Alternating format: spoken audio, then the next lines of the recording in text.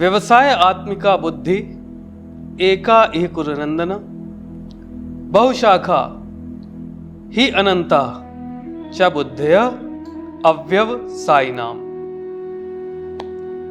भगवान कहते हैं जो इस मार्ग पर चलते हैं वे प्रयोजन में दृढ़ रहते हैं, उनका लक्ष्य भी एक होता है। हे कुरुनंदन, जो दृढ़ प्रतिज्ञ नहीं है उनकी बुद्धि अनेक शाखाओं में विभक्त रहती है। देखिए प्रस्तुत श्लोक श्रीमद् भगवद गीता के दूसरे अध्याय का 41वां श्लोक है। इसके ठीक पहले का जो श्लोक था उसमें भगवान ने कहा कि आप कर्म पथ पर चलें,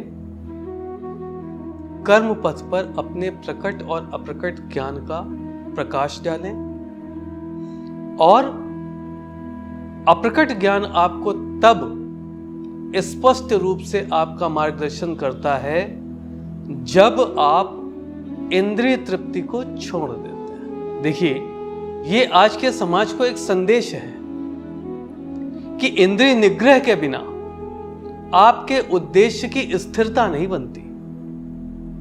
उद्देश्य स्थिर नहीं होगा तो उद्देश्य तक पहुंचने तक एक दूसरा उद्देश्य आ जाएगा। देखिए जिसकी बुद्धि स्थिर है वो एक दूरगामी उद्देश्य बनाता है और सतत उसकी ओर प्रयासरत रहता है, हर क्षण अपने उद्देश्य की ओर आगे बढ़ता रहता है। परंतु जो स्थिर बुद्धि नहीं है, जिसने इंद्रिय निग्रह नहीं किया है, जो इंद्रिय तृप्ति में और विषय वासनाओं में लिप्त है, उसके अंदर उद्देश्य की स्थिरता नहीं होती। वो हमेशा बहुउद्देशीय परियोजनाओं पे काम करता रहता है और उसमें से 99% काल्पनिक होती हैं और जो 1% ऐसा लगता है कि वो उसे करेगा, वो जब 99% उद्देश्यों में असफलता प्राप्त होती है तो उससे होने वाले अवसाद से वो 1% सफलता भी बेमायने हो जाती है उसके लिए।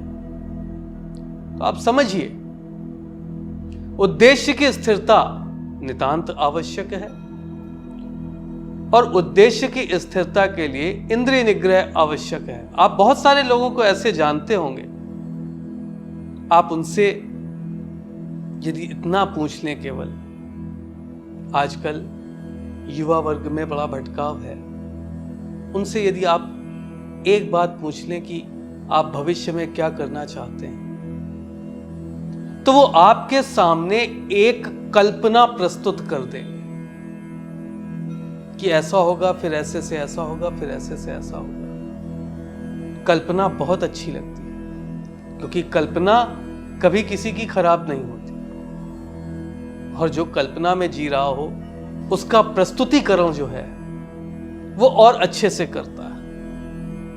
परंतु वर्तमान में उस परिकल्पना के लिए आप क्या कर रहे हैं? वर्तमान में उस परिकल्पना के लिए आपके प्रयास कितने हैं? वर्तमान में आप उस परिकल्पना के लिए क्या अपने कर्तव्यों और अपने कर्मों पर खरे उतर रहे हैं? यह बहुत बड़ा प्रश्न है और सिर्फ युवा वर्ग के अंदर नहीं, जब तक अप्रकट ज्ञान और प्रकट ज्ञान का सामंजस्य नहीं होता, प्रबुद्ध लोगों को भी आप इस प्रकार की बातें करते हुए सुन लेंगे। बहुतायत आप बहुतों को जानते हो। उद्देश्य की स्थिरता ही नहीं, आज उन्होंने कुछ बताया, कल कुछ बताएंगे और हो सकता है आपको एक साथ इतने उद्देश्यों के बारे में बता दें कि आपके स्वयं के मस्तिष्क में भटकाव आ जाए। आपको ऐसा लगने लगे कि जीवन के बारे में सजग तो यही है हमने तो आज तक इस प्रकार से सोचा ही नहीं कि जीवन को इस प्रकार से भी व्यतीत किया जा सकता है। तो भगवान कहते हैं इंद्रिय निग्रह आवश्यक है। देखिए, गुरुकुल में ब्रह्मचर्य का पालन कराया जाता था, और ब्रह्मचर्य का मतलब सिर्फ विवाह न करना ही नहीं होता था।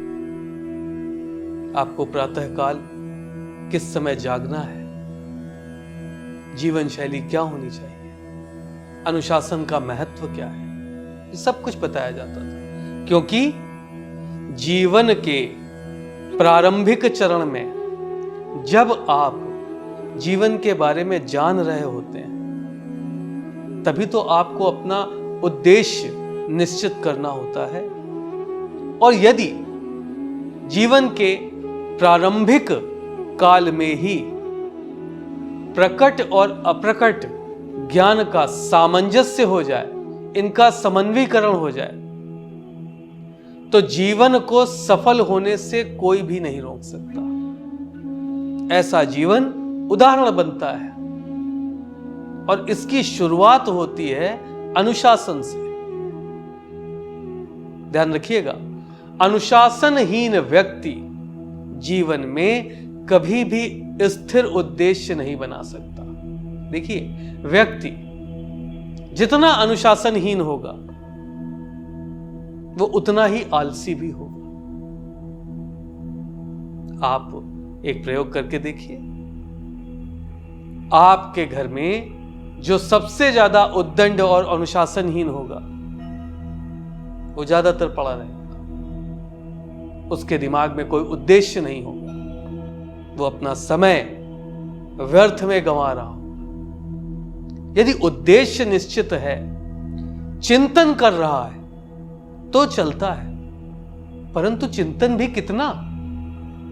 आप सिर्फ चिंतन कर रहे हैं, आप कर्म पथ पर आगे नहीं बढ़ रहे हैं, आपके कर्म की कोई व्याख्या नहीं है, आपके अंदर ना प्रकट ज्ञान है ना अप्रकट ज्ञान है,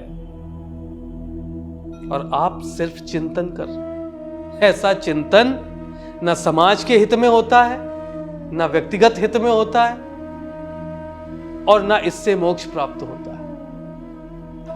यह सिर्फ आलस्य होता है। तो इस बात का ध्यान रखिएगा, अनुशासनहीन व्यक्ति जीवन में कभी स्थिर उद्देश्य बना ही नहीं पाता। और अगर स्थिर उद्देश्य नहीं है, क्योंकि अनुशासनहीन है, और किसी भी उद्देश्य पे पहुंचने के लिए बहुत ज्यादा अनुशासन की आवश्यकता होती है, पग पग पर अनुशासन की आवश्यकता होती है, और अनुशासनहीन व्यक्ति अनुशासन से ऊबता है।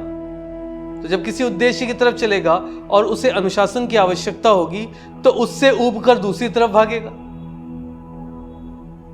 और जब दूसरे उद्देश्य की पूर्ति के लिए फिर अनुशासन की आवश्यकता होगी, तो उसे छोड़कर तीसरे उद्देश्य की तरफ भागेगा।